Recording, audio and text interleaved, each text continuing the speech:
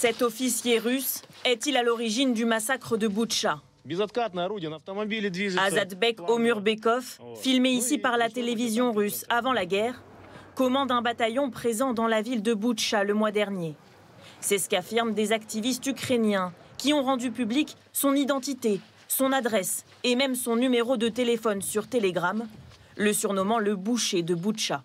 Le groupe de journalistes indépendants, experts militaires et citoyens bénévoles a collecté des indices en ligne et sur place. Il révèle notamment que l'officier a été béni par l'Église orthodoxe 3 mois avant le début de la guerre. Il aurait alors déclaré « Avec la bénédiction du Tout-Puissant, nous espérons réaliser les mêmes choses que nos ancêtres ont réalisées. » A-t-il ordonné le massacre de civils? A-t-il laissé faire? Dans les deux cas, sa responsabilité serait engagée.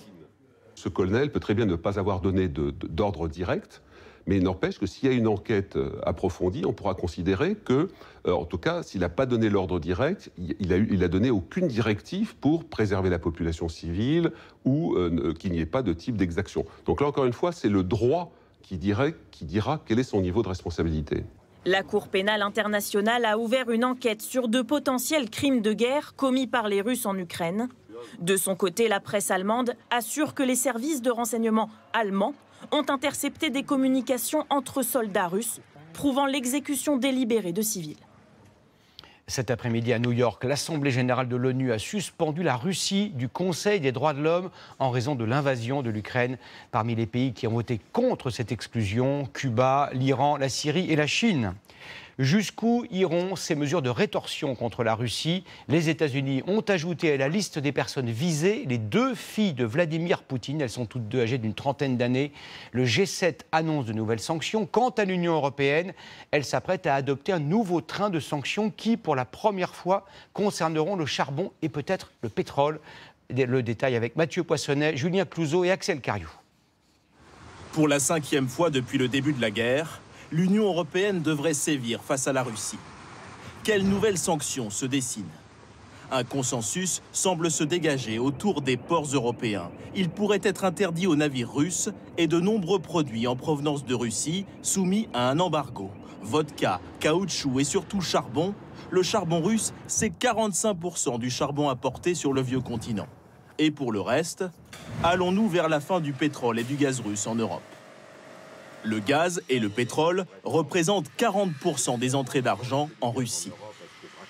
Si l'on coupe effectivement les importations de pétrole et de gaz, l'impact sur l'économie russe sera très important. L'impact sur les ressources, sur les recettes à l'exportation de la Russie sera très important et donc ça va affaiblir le régime russe.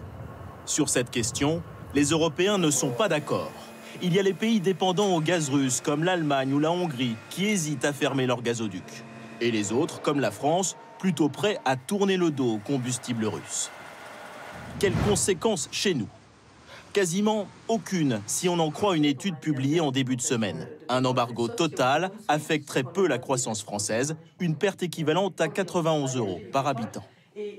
Nous sommes probablement le pays le plus protégé, parce qu'on a diversifié nos sources d'approvisionnement, mais aussi parce qu'on a le nucléaire. En France, l'inflation est aussi moins élevée.